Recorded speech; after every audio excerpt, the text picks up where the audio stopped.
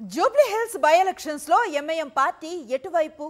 గతంలో 2 సార్లు Jubilee hills నియోజకవర్గంలో అభ్యర్థిని నిలబెట్టిన ఎంఐఎం ఈసారి పోటీకి ఆసక్తిని చూపుతుందా లేక ఏదైనా రాజకీయ పార్టీకి మద్దతు తెలుపుతుందా?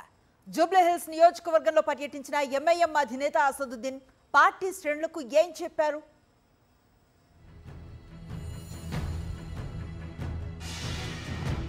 జూబ్లీ హిల్స్ ఉప ఎన్నికపై ప్రధాన రాజకీయ పార్టీలు ఫోకస్ పెట్టాయి. ఎన్నికల ప్రచారాన్ని మొదలుపెట్టిన 3 పార్టీలు వ్యూహాత్మకంగా అడుగులు వేస్తున్నాయి.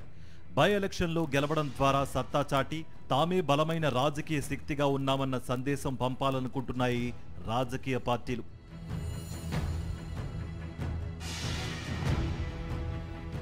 బీఆర్ఎస్ అభ్యర్థిని ప్రకటించగా కాంగ్రెస్, బీజేపీ పార్టీలు అభ్యర్థి ఎంపిక కోసం కసరత్తు కొనసాగిస్తున్నాయి. వీలైనంత తొందరగా అభ్యర్థులను ప్రకటించాలని కాంగ్రెస్, బీజేపీలు భావిస్తున్నాయి. అయితే గ్రేటర్ హైదరాబాద్లో కీలకంగా ఉన్న ఎంఐఎం జూబ్లీహిల్స్ ఉప ఎన్నికల్లో తీసుకునే వైఖరి ఎలా ఉంటుందనేది ఆసక్తికరంగా మారింది.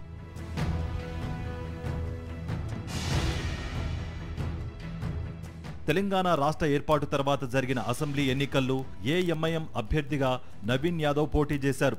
అప్పుడు 2వ స్థానంలో నిలిచిన నవీన్ యాదవ్ 42,000 ఓట్లు సాధించారు. ఇక 2018లో పోటీకి దూరంగా ఉన్న ఎంఐఎం 2023 అసెంబ్లీ ఎన్నికల్లో పోటీ చేస్తే 8,000కు పైగా ఓట్లొచ్చాయి. జూబ్లీహిల్స్ నియోజకవర్గంలో మైనారిటీలు, ఎస్సీ ఓటర్ల ప్రభావం ఎక్కువగా ఉంటుందని, ఆ వర్గాలు గెలుపోటములను డిసైడ్ చేస్తాయని రాజకీయ విశ్లేషకులు అంటున్నారు. ఈ నేపథ్యంలో అందరి చూపు ఎంఐఎం వైపు ఉంది. ప్రస్తుతం ఎంఐఎం కాంగ్రెస్ పార్టీతో స్నేహపూర్వక సంబంధాలను కలిగి ఉంది. జూబ్లీహిల్స్ నియోజకవర్గంలో పర్యటించిన ఎంఐఎం అధినేత అసదుద్దీన్ ఓవైసీ ఉప ఎన్నిక విషయంలో క్లారిటీ ఇచ్చారు. బీజేపీ ఆటలు సాగనివ్వం అన్న ఓవైసీ చురుకైన యువకుణ్ణి ఎన్నుకోవాలని సూచించారు. ऐसा नहीं है कि इलेक्शन जीत गए और अब जहां बिल्डिंग नजर आ रही या जहां जमीन खाली दिख रही वहां पहुंच रहे, वहां डेवलपमेंट हो जा रहा, उनका डेवलपमेंट करा रहे और किसी का डेवलपमेंट नहीं हो रहा।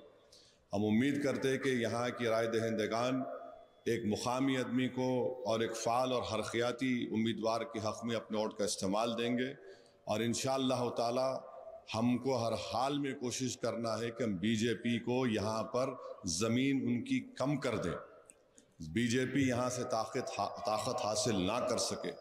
ये आपको और हमको मिलकर कोशिश करना है. అసదుద్దీన్ తాజా వ్యాఖ్యలతో కాంగ్రెస్ పార్టీకి మద్దతిచ్చే యోచనలో ఎంఐఎం పార్టీ ఉన్నట్టు ప్రచారం జరుగుతోంది. అధికారికంగా ఎంఐఎం ప్రకటన చేస్తే కానీ ఆ పార్టీ వైఖరి ఏంటి అనే దానిపై క్లారిటీ రాదు అని రాజకీయ విశ్లేషకులు భావిస్తున్నారు.